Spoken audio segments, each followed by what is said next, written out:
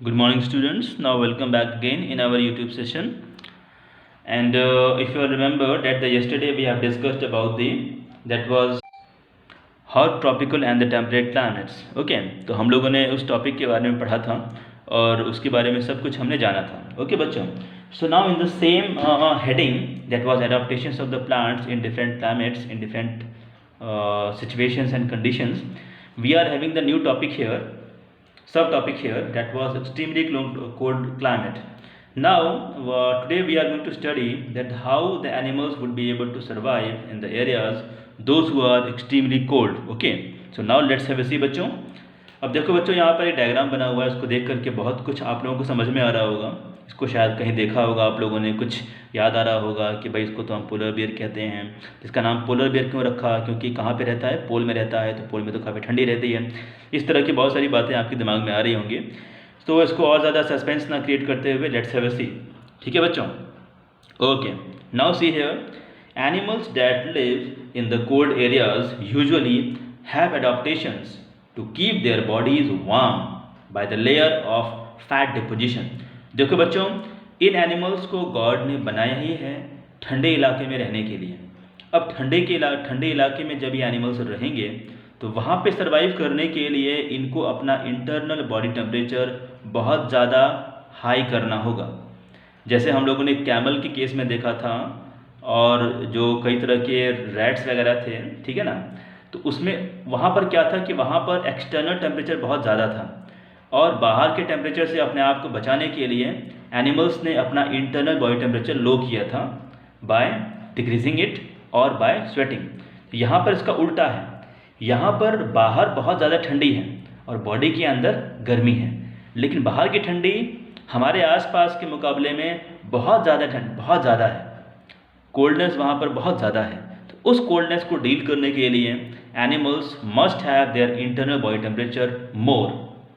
ठीक है.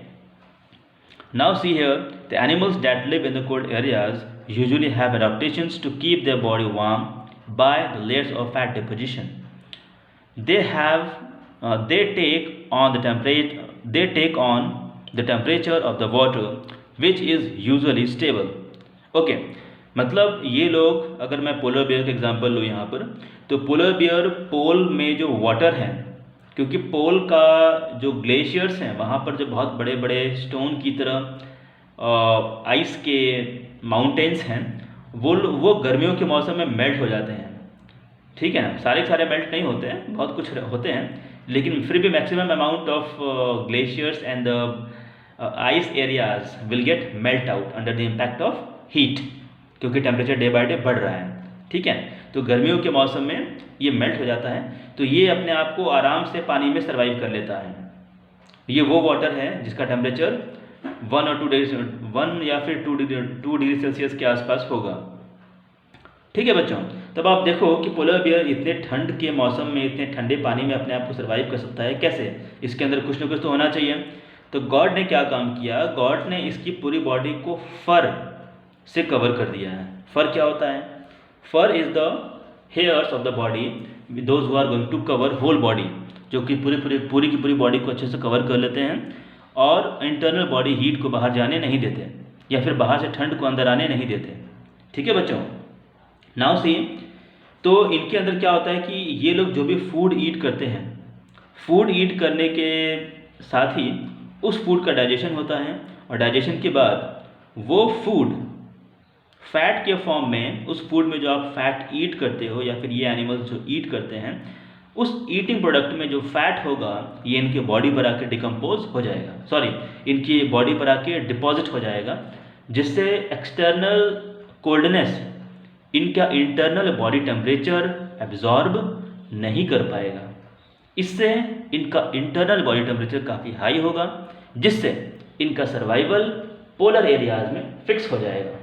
ठीक है, और इनका सर्वाइवल और भी आने वाले दिनों तक मेंटेन रहेगा.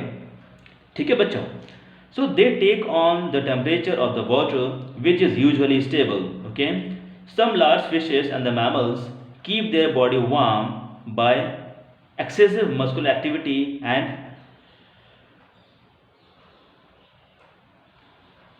thick waterproof fur.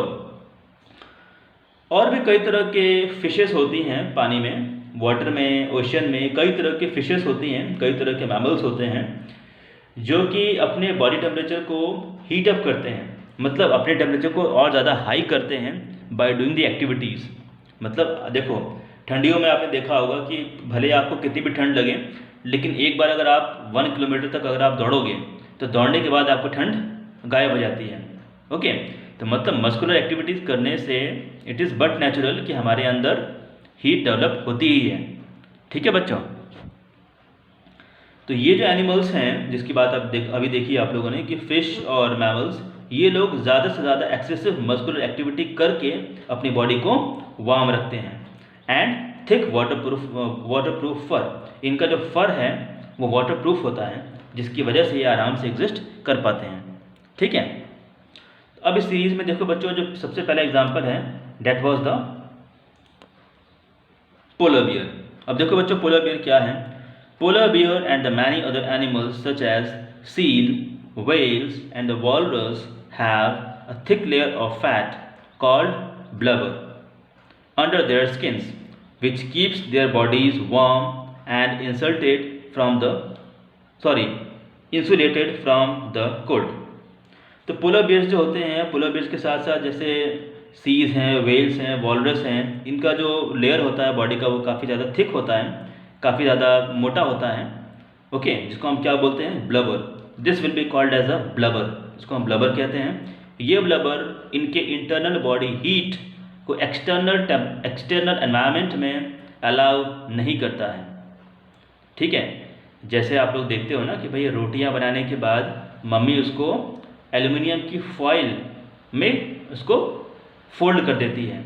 इससे क्या होता है कि जो चपातीज़ हैं, चपातीज़ अपनी हीट को बाहर नहीं जाने देंगे। इससे क्या होगा, चपातीज़ हीट रहेंगी। In the same way these animals are having the very very thick layer, it is known as the blubber. और ये ब्लबर बनता किसका है, फैट का बनता है। ठीक है ना, तो इसने अपनी बॉडी के चारों तरफ पूरी की पूरी बॉडी में एक ब्लबर का लेयर है। The polar bear is having the layer of blubber.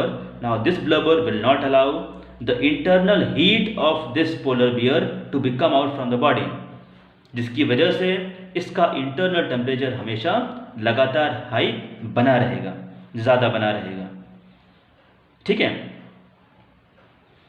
Second number देखो, the white fur of the polar bear act as a good insulator against the cold. अब देखो यहाँ पर ऐसा है बच्चों कि ये जो पोलर बियर के जो हेयर्स हैं, इन हेयर्स का कलर कैसा है, वाइट। तो वाइट होने की वजह से ये एक बहुत ही अच्छा इंसुलेटर की तरह काम करता है। इंसुलेटर क्या होता है, आप सभी लोग जानते हो, आप सब लोग 7th में हो तो आप लोगों ने लास्ट ईयर पढ़ा है, 6 में मैंने पढ़ाया है आप लोगों को। Insulator is a material that will not allow the heat and electricity to flow. तो यहाँ पर हम बिजली का तो कोई काम नहीं है, यहाँ पर काम किसका है, हीट का। तो ये जो फर है, the colour is the white colour, तो ये वाइट कलर का जो फर है वो इसका इंटरनल बॉडी हीट को बाहर आने नहीं देगा। मतलब आप देख रहे हो कितने तरह के अडॉप्टेशंस हैं इसके अंदर। सबसे पहली चीज़ क्या है इसके पास, ब्लबर।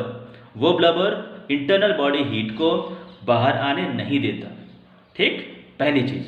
सेकेंड नंबर, इसका जो फर है वो बहुत ज़्यादा पास होते हैं, और बहुत ज़्यादा पास होने की वजह से और वाइट कलर होने की वजह से ये एक इंसुलेशन का एक लेयर बना देते हैं, जिससे इंटरनल बॉडी हीट बॉडी के बाहर ना जा पाए।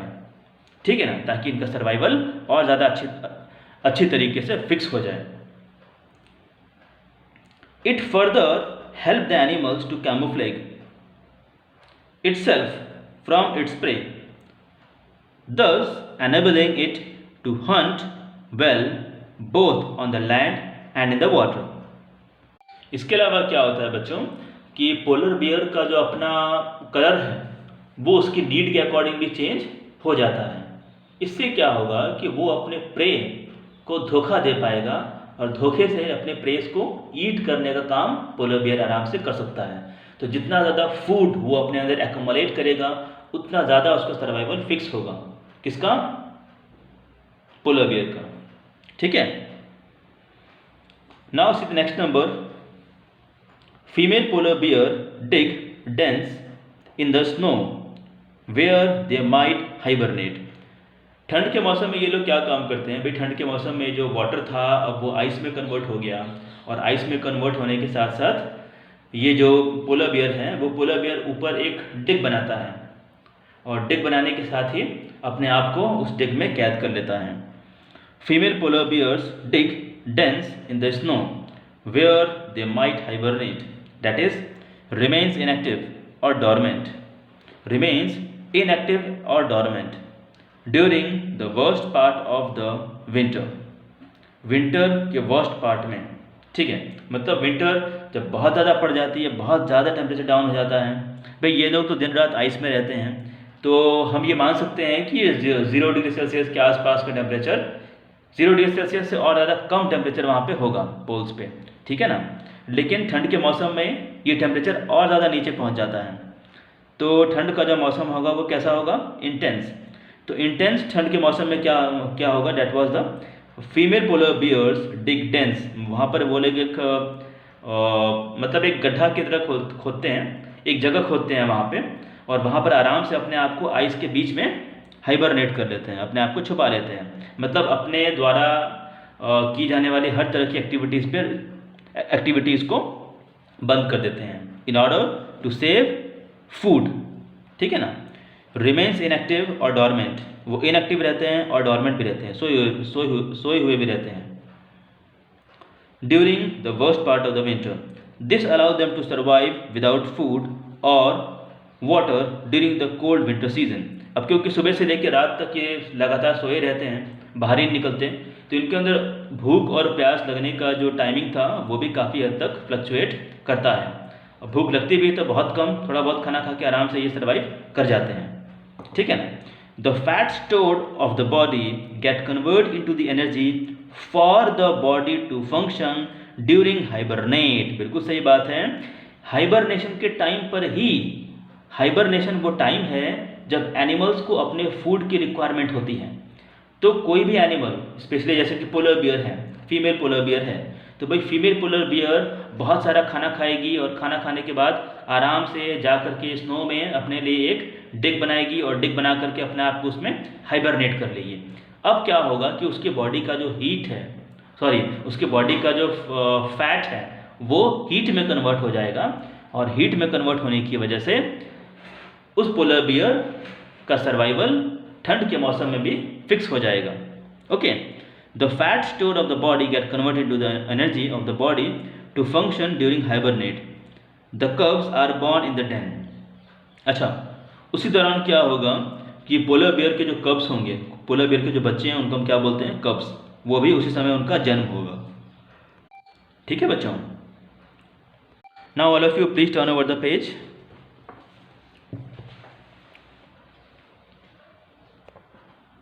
Now see, the next animal, that was the penguin on the page number 113. Penguin, all of you see here, penguins huddle together in the groups to stay warm and fight their enemies. ये लोग ठंडे इलाके में रहते हैं, बर्फ़ में रहते हैं, और लगातार मूवमेंट करते रहते हैं। ये जहाँ भी रहते हैं लगातार मूवमेंट करते रहते हैं in order to save itself or to generate heat in their body. The male penguins huddle together to protect the eggs laid by the female and from the severe cold.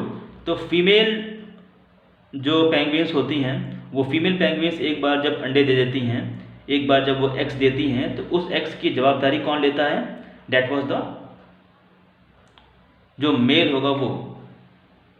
Okay, if expose to the cold the legs get destroyed. तो देखो बच्चों, ठंड का मौसम इतना ज़्यादा है, इतनी ठंड के मौसम में अगर आप देखो, वो बच्चे जिनका अभी तक जन्म भी नहीं हुआ, उनको तो अभी अडॉप्टेशन धीरे धीरे करना होगा ना। अभी पूरा का पूरा अडॉप्टेशन तो बच्चे में हुआ नहीं है, क्योंकि बच्चे तो अभी ग्रो ही नहीं हुए, वो तो अभी एग के अंदर हैं। तो एग के अंदर रहते हुए उनको बहुत ज़्यादा कोल्डनेस फील ना करना पड़े, इसके लिए जो मेल होगा वो इन बच्चों का देख रेख करता है। हालांकि अंडे देने का काम फीमेल का होता है, और एक बार एग्स जब ले हो जाते हैं, तो एग्स ले करने के बाद उन एग्स का ध्यान रखना, तब जब तक कि वहाँ से बच्चे बाहर ना निकल जाएं, ये सारा काम किसका होता है, मेल का होता है। ठीक है ना। If expose to the cold the eggs get damage. और ये एग्स अगर आपने एयर में एक्सपोज कर दिए, याद रखिए आप पोल्स की बात कर रहे हो, पोल्स में टेम्परेचर बहुत ज़्यादा कम होता है, अगर आपने वहाँ पर इसको एक्सपोज कर दिया तो ये ऑटोमेटिकली डिस्ट्रॉय हो जाएंगे। The female penguins then return to the sea to feed themselves and bring food for their chicks. अब क्या होता है कि जो फीमेल हैं वो अंडे दे के निकल जाती हैं, अब उस अंडे की रखवाली कौन करेगा? मेल। तो अब ये जो फीमेल्स हैं वो जाती हैं ओशन में, और ओशन में जा करके अपने बच्चों के लिए खाना खोज करके लेके आती हैं। ठीक है। Next number, the Arctic fox, Canadian lions and Arctic hare. All of you see here, ये 3 तरह के एनिमल्स के नाम दिए हैं। ये एनिमल्स क्या काम करते हैं? Are usually much larger than the member of same species living in warmer climates. मतलब ये एनिमल्स जिस मेंबर को बिलोंग करते हैं उस मेंबर के कंपैरिजन में इनका बॉडी का शेप का साइज काफ़ी ज़्यादा होगा। ठीक है बच्चों। दे हैव लार्ज फरी pause and the furry years.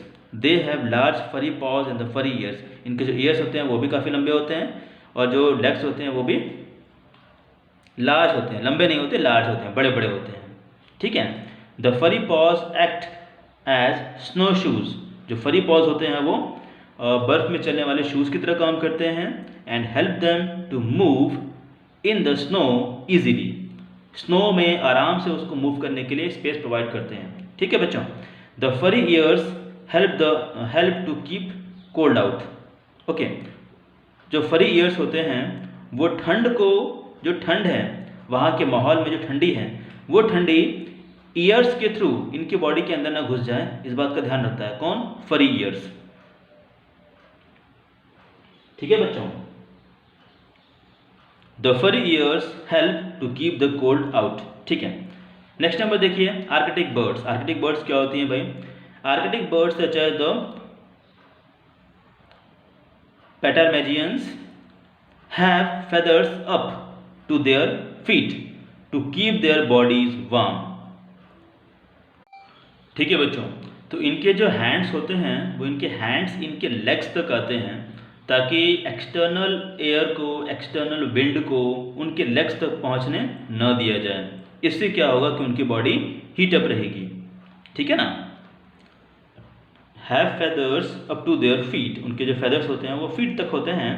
To keep their bodies warm, you all can see here।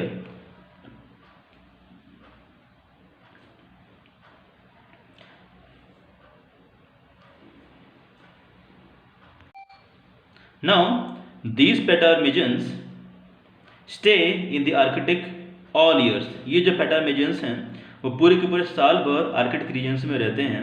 whereas some birds such as the snow geese and the Arctic terns, snow geese और Arctic turns ये 2 तरह की birds हैं। ठीक है ना। ये migrate करते हैं to the warmer regions during the winter. मतलब ठंड का मौसम जब आता है तो ठंड के मौसम में पोल्स में बहुत ज़्यादा ठंड पड़ जाती है। इतनी ज़्यादा ठंड ये बर्ड्स टॉलरेट नहीं कर सकते। कौन सी birds? Snow geese and the Arctic terns. They would not be able to tolerate that much of coldness, due to which they will start migrating from the poles towards the region those who are having the higher temperature, little bit of warmer, not higher temperature, little bit of warmer, in order to fix their survival। जहाँ तक पेटार्मिजियंस का सवाल है, ये तो पूरे साल भर तक, पूरे के पूरे साल पोलर एरियाज में आराम से स्टे कर सकते हैं। ठीक है ना। The winter, okay. Arctic terns migrate to the warmer regions during the winter and return only after the summer begins to settle in। Okay. मतलब बाकी सारे इलाकों में जब गर्मियों का मौसम आता है तब ये पोल्स पे आ जाते हैं, और पोल्स पे जब ठंड का मौसम आता है तो पोल से निकल करके वापस हॉटर एरियाज़ में पहुंच जाते हैं। ठीक है ना। क्योंकि ठंड के मौसम में पोल्स में टेम्परेचर बहुत ज़्यादा कम होगा, लेकिन टेम्परेट और ट्रॉपिकल रीजन्स में कम होगा, ज़्यादा होगा। और गर्मियों के मौसम में टेम्परेट एरियाज़ में टेम्परेचर बहुत ज़्यादा होगा जो इन बर्ड्स के लिए सूटेबल नहीं है, तो ये लोग वहाँ से माइग्रेट करके वापस से पोल्स में आ जाते हैं। ठीक है बच्चों। तो बच्चों यहाँ पर आज हमारा चैप्टर नंबर 7 फिनिश हो रहा है, that was weather and the climate. ठीक है ना। Sorry, that was climate and adaptation, जो हमारे चैप्टर का नाम था आज हमारा टॉपिक यहाँ पे फिनिश हो गया है बच्चों, ठीक है। और नेक्स्ट वीडियो जो मेरा होगा उसमें मैं आप लोगों को कुछ हम एक्सरसाइज करेंगे, we will do our worksheet, okay.